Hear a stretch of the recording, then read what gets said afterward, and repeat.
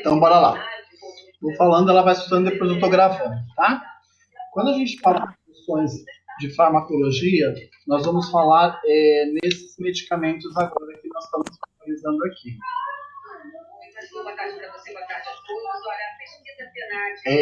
Fármacos que atuam no sistema hematopoético e renal.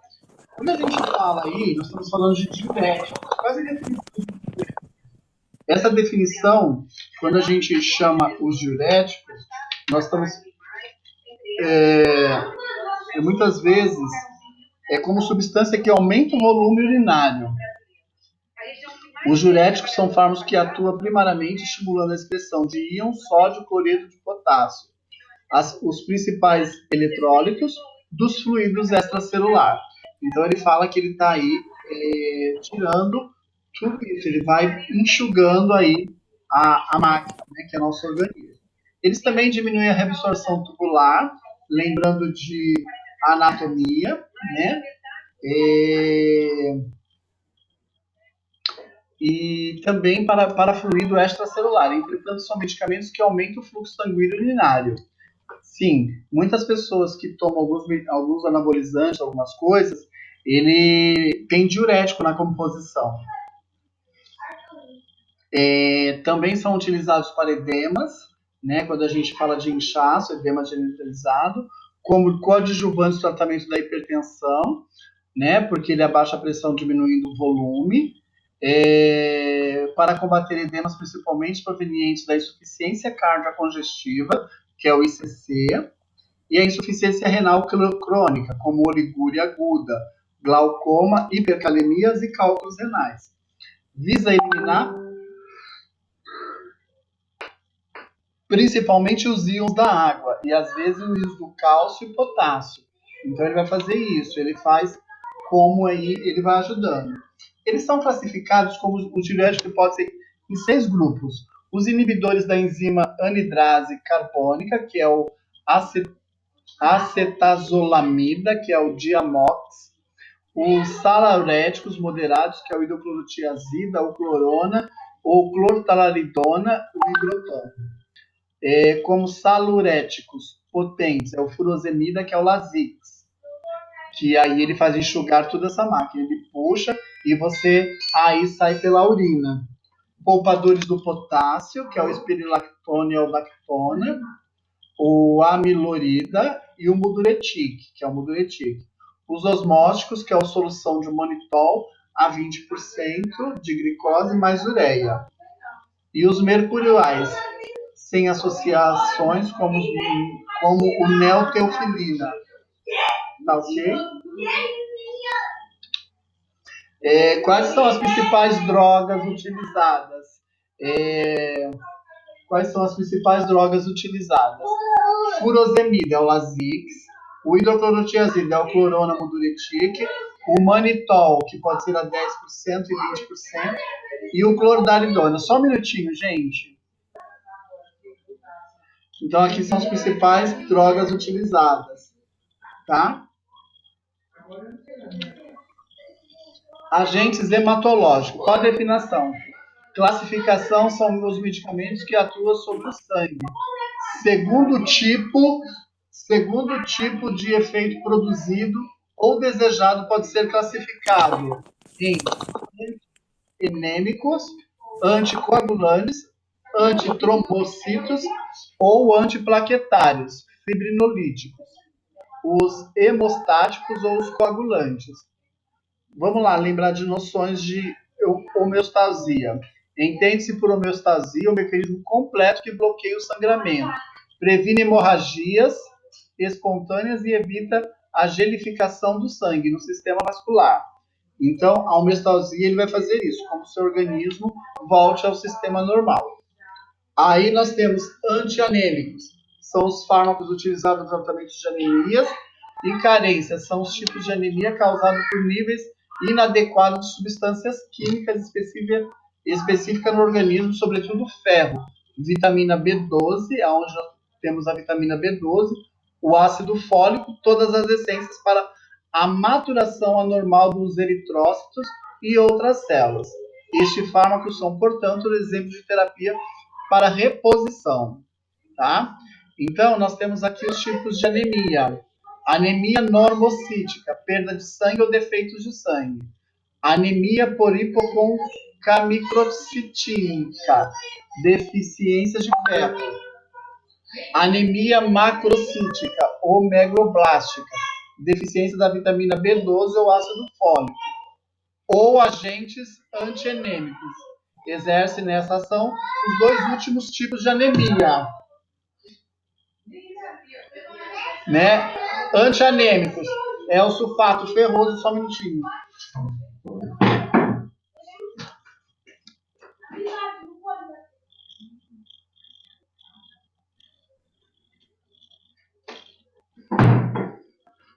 Tipo, antianêmicos são o sulfato ferroso, que é o fernisol, o cianocobalamina, o hidroxicolabalamina, o ácido fólico e o canaquion, que é a vitamina K.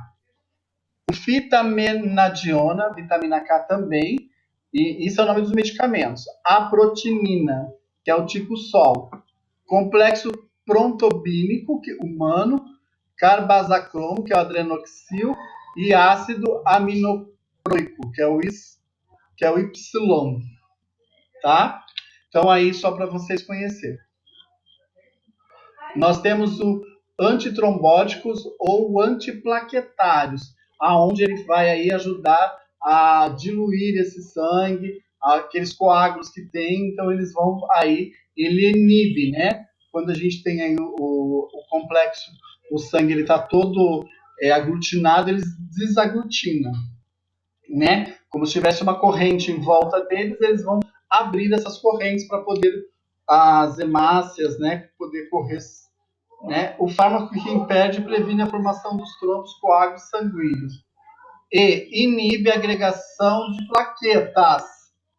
AS, ácido acetil salicílico, dipiridamol, persantin, ticlopidina, é o ticlide, heparina, que é o liquemine, e trombofob, Bocide, que é o Venalote, e Vaiparina, que é o Marevan.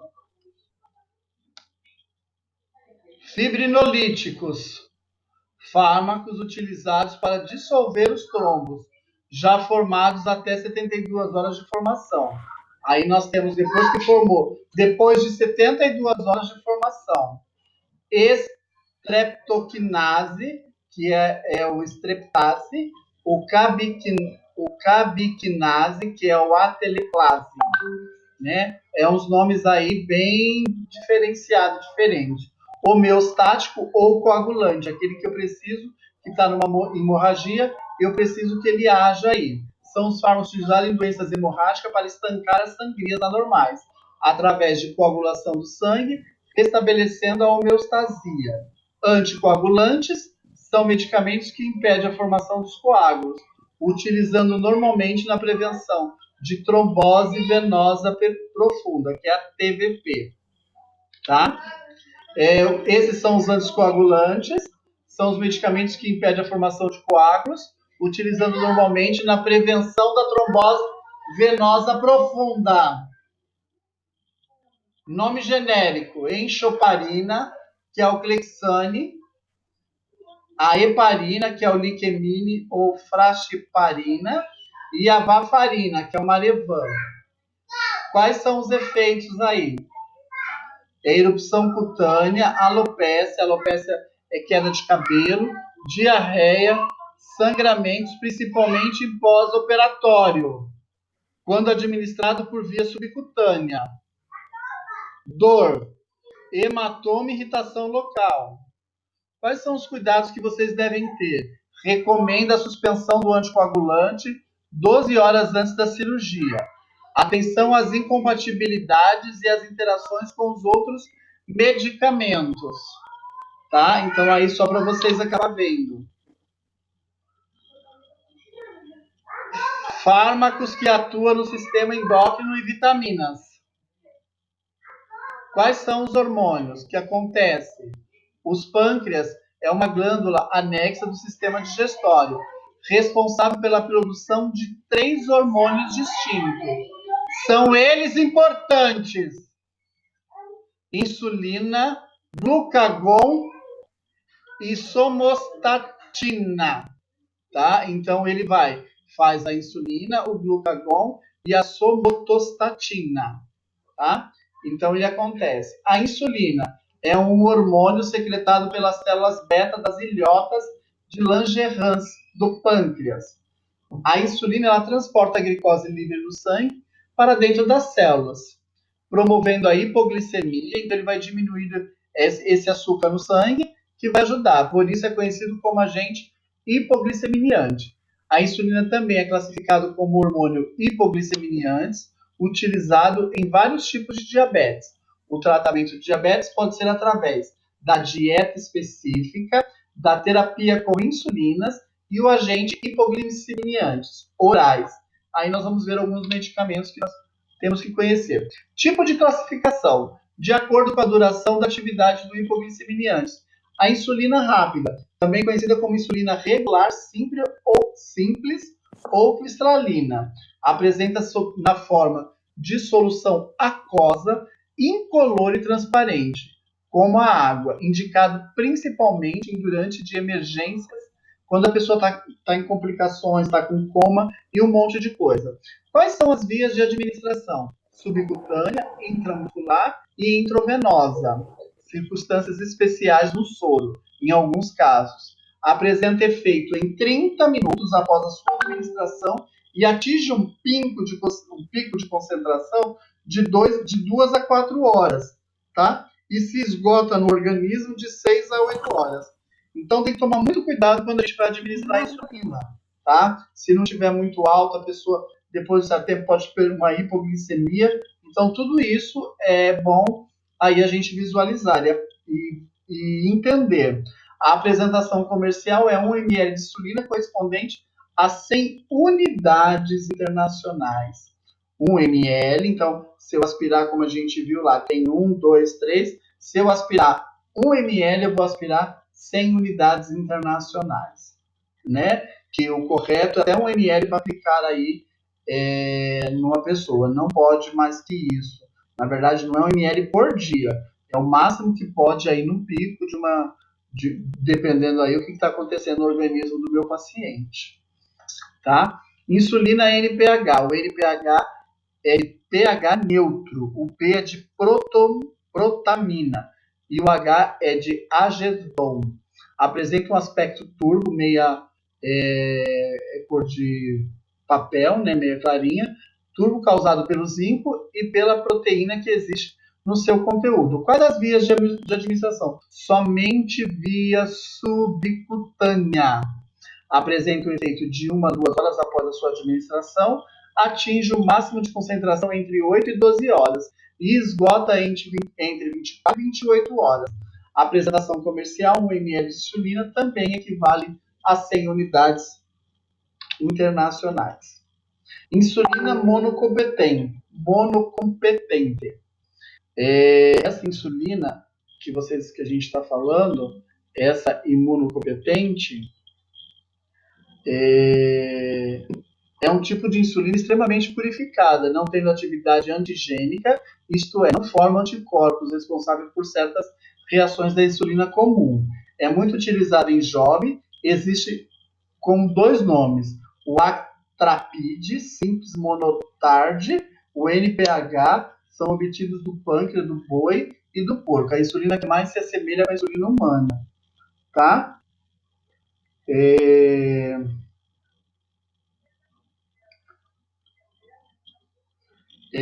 Aí nós temos o glucagon, que apresenta atividade inversa à insulina e é utilizado clinicamente para eliminar a hipoglicemia provocada por superdosagem.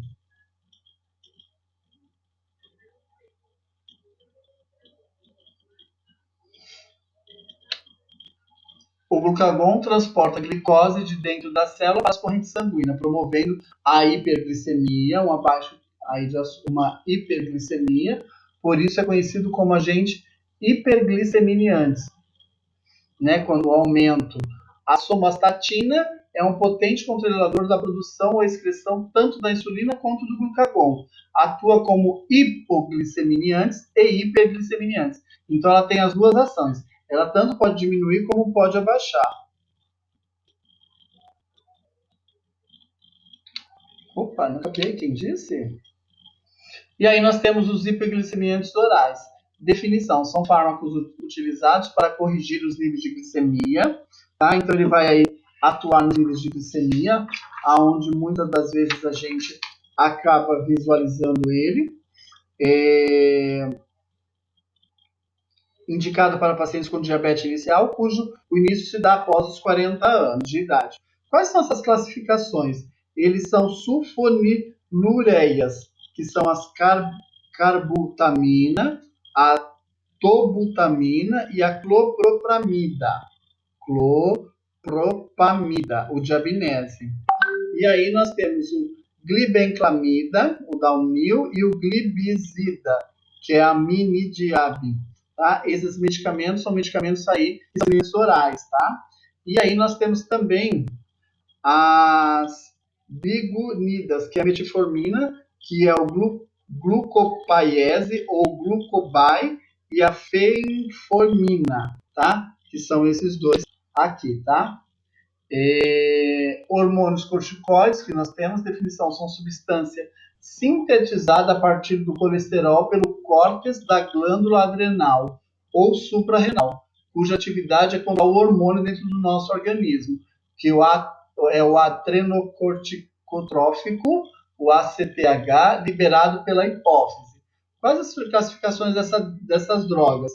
Divide-se em glicocorticoides e mineralocorticoides. Quais são os mineralocorticoides? É o aldosterona, o desicortona, que é o lipocord. E aí nós temos o acetato de fluorocortisona, que é o panotil, e o rinoflumicil, tá? Tudo isso são medicamentos aí que vai ajudar. E o glicorticoides, que é o flumetolona, o flurenberolida, o pivato de flumetazona, cortisona, hidrocortisona, meticortem, que é o flebocortite, que é o hidrocortisona e o flebocortite, acetato de flucortisona, que é o panotil, e o rinoflumicil, prednisolona, metilprednisolona, solumedrol, dexametasona e celestone, tá? É o diprozol. Os corticoides são usados tanto na terapia substituição quanto no tratamento de muitas condições clínicas, principalmente em doenças do colágeno, com condições inflamatórias, estados alérgicos e outros distúrbios. Por exemplo, os glicocorticoides são eficazes em febre reumática aguda, lúpus eritematoso, sistema de renite, reação a drogas, soros, transfusão, dermatose, prurientes, que é de prurido, certas doenças oculares, edema cerebral, doenças neoplásicas e outras. Tá? Então, aí só para vocês acabar vendo aí o que acontece no nosso organismo. Ok? E aí nós temos as vitaminas. Qual a definição delas? As vitaminas são compostos orgânicos carbônico, relativamente simples, entretanto, o organismo humano não é capaz de sintetizá-las, devendo ser fornecido a quantidade adequada na dieta. Como nós temos as classificações? Vitaminas lipossolúveis, que são a, D, E e K. Elas são lipossolúveis aonde? Na água, na gordura? Tá? Depende muito. E vitaminas hidrossolúveis, todos complexo B, e vitamina C, hidrossolúveis. E aí nós temos tanto aqui, ó, todas as vitaminas, que é importante, em pomadas, e um monte de coisa, e aqui as outras pomadas. Só para vocês verem. Principais impactos. Quando a gente tem um impacto dessas vitaminas, a hipervitaminose por vitaminas hidrossolúveis não provoca nenhum dano tóxico ao indivíduo, pois é sempre muito bem excretada pela urina. Então é hidrossolúvel em água, é lipossolúvel em água, salvo nos casos de nefropatia. Já a hipervitaminose por vitaminas lipossolúveis causa toxicidades em alto grau. Hidrossolúvel em água e lipo, ela vai causar aí toxicidade em alto grau. Tem que tomar muito cuidado para não ter aí nenhum tipo de problema. Ok? E aí você já tem tudo isso. Que eu já coloquei lá no grupinho de vocês. Oi, quanta gente! Rafaela, LGK, Clécia.